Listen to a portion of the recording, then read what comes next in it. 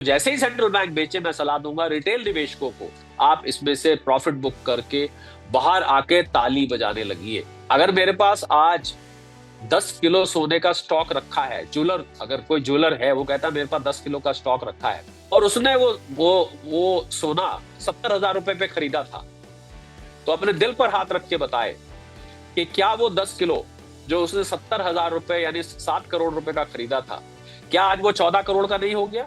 Price predict करनी संजीव बहुत मुश्किल है सोने चांदी की, बहुत कठिन काम है, इसको प्रेडिक्ट नहीं करना चाहिए। ऐसे हम अर्थशास्त्रियों की के आपस में बात होती है कि इसको प्रेडिक्ट नहीं करना चाहिए, पर जब तक, तो मैं आपको पैमाना बता देता हूं कि कैसे पता लगेगा आपको कि ये परिंदा अब नीचे आने लगा है।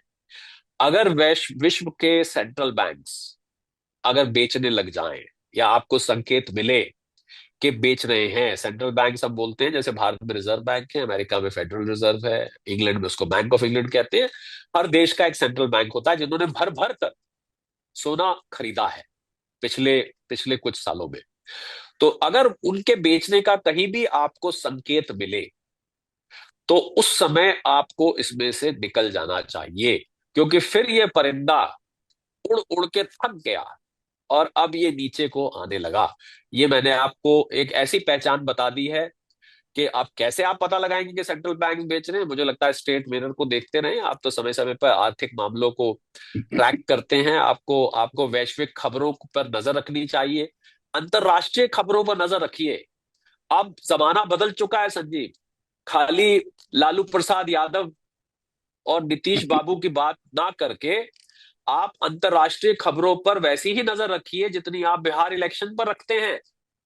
तो अगर आप अंतरराष्ट्रीय खबरों पर नजर रखेंगे तो आप दूर से पहचान जाएंगे कि कब सेंट्रल बैंक्स बेचने लग गए। तो जैसे ही सेंट्रल बैंक बेचे, मैं सलाह दूंगा रिटेल निवेशकों को, आप इसमें से प्रॉफिट बुक करके बाहर आके ताली बजाने लगिए। संजीव।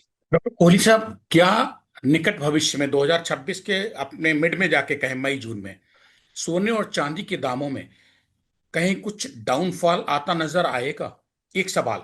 दूसरा, इसी के साथ जो ज्वेलर है देश का, सोने चांदी के बिजनेसमैन है जो गोल्ड का सिल्वर का, वो आज बड़ा परेशान शो कर रहा है अपना मीडिया में, हम तो लुट गए, हम तो बर्बाद हो गए, समझ में नहीं आता क्या होगा आगे। दो सवाल एक साथ मैंने किए, इसके साथ हम अपनी बात को समाप्त करेंगे।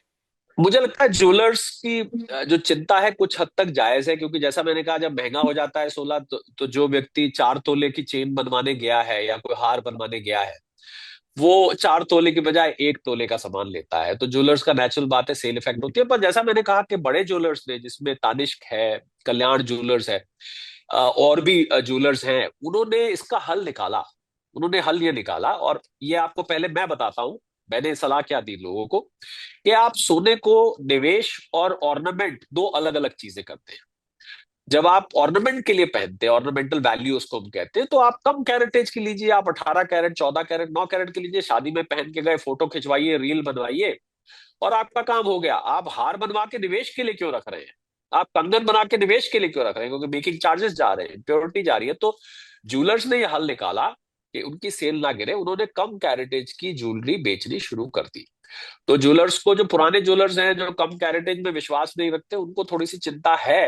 हालांकि अगर मैं ये कहूंगा साथ में संजीव, और मैं ऐसी बात बोलने जा रहा हूं जो शायद ज्वेलर्स को अंदर से मालूम है, कि अगर मेरे पास आज 10 किलो सोने का स्टॉक रखा है, ज्वेलर, अगर कोई ज्वेलर है वो कहता है मेरे पास 10 किलो का स्टॉक रखा है, और उसने वो सोना 70,000 रुपए पे खरीदा था, तो अपने दिल पर हाथ रख के बताए कि क्या वो 10 किलो जो उसने 70,000 रुपए यानी 7 करोड़ रुपए का खरीदा था, क्या आज वो 14 करोड़ का नहीं हो गया?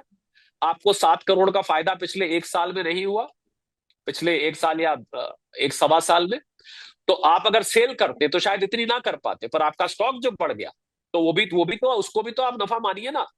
तो ये मैंने ऐसी बात बोली है जो ज्वेलर्स अंदर से जानते हैं, परंतु ऑन स्क्रीन कभी भी स्वीकार नहीं करते हैं।